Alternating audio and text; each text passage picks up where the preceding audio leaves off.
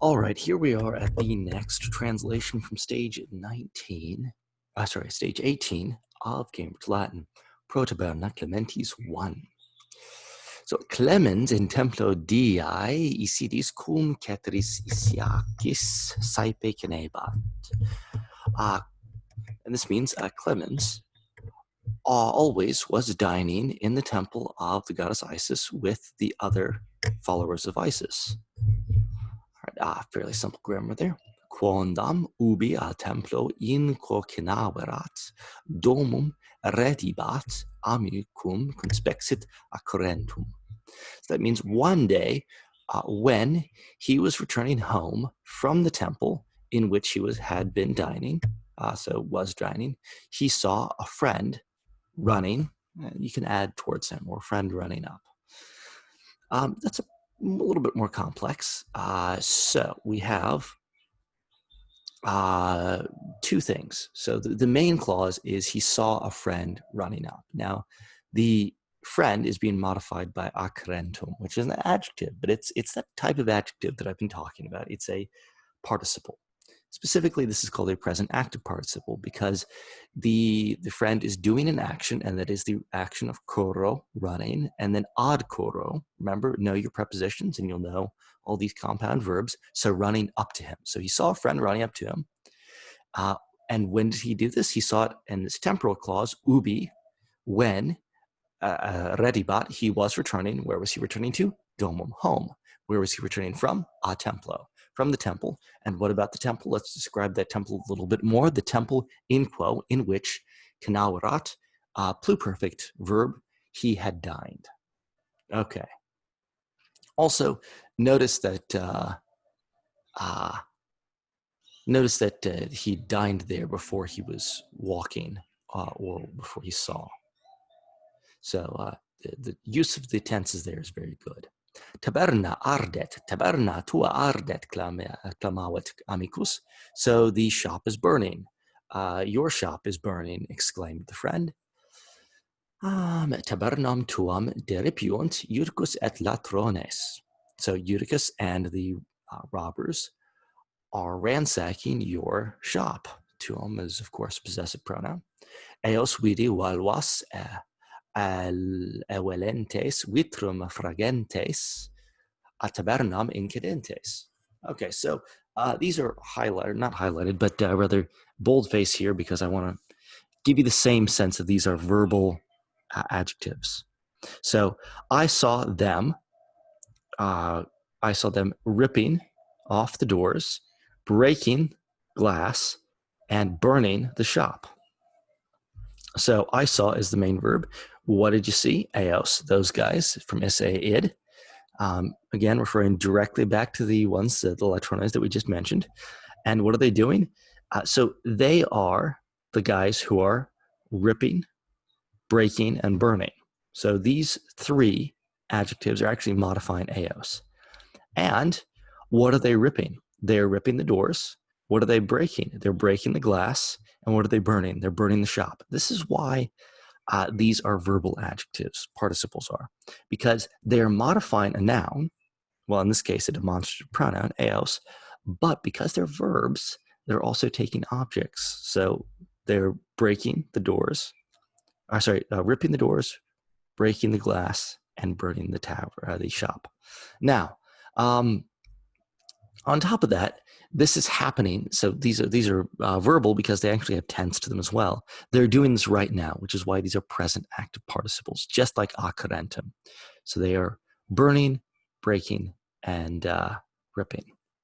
Then he said, fuge, fuge ex orbe, flee, flee from the city. Remember, fuge is an imperative verb, imperative singular. Eutychus te interficere vult. Eutychus wants to kill you. Too easy. Nemo ei latronibus restirere potest. No one is able to resist him and his robbers. I added in his there just because. Notice that resisto is a verb that takes datives, which is why we have ei and latronibus there. Nemo is a third declension, and it's a subject meaning no one. Subject of potest, we know that possum takes an infinitive, that resistere. Clemens tamen non fugit, sed ad tabernam quam celerime contendit. Clemens, however, did not flee, but hurried as fast as possible to the shop. So this is a coordinated compound sentence with sed. Celerime is an adverb. So it's quam celerime, as quickly as possible. Postquam illuc advenit pro taberna stabat immotus. After he arrived there, he was standing motionless in front of the shop. Illuc means there. It's an adverb. Pro, remember, means in front of in this case. And immotus is technically speaking the subject, but we're just going to treat it like an adverb.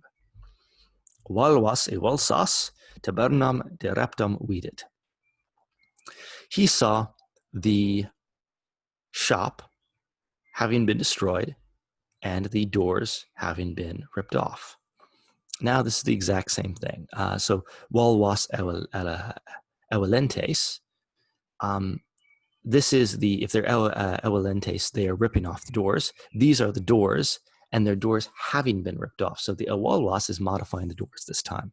Now this is a perfect passive participle in that it happened previously. The doors were ripped off.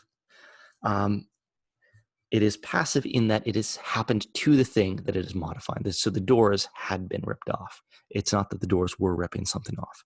So that the doors having been ripped off and the tavern having been ransacked.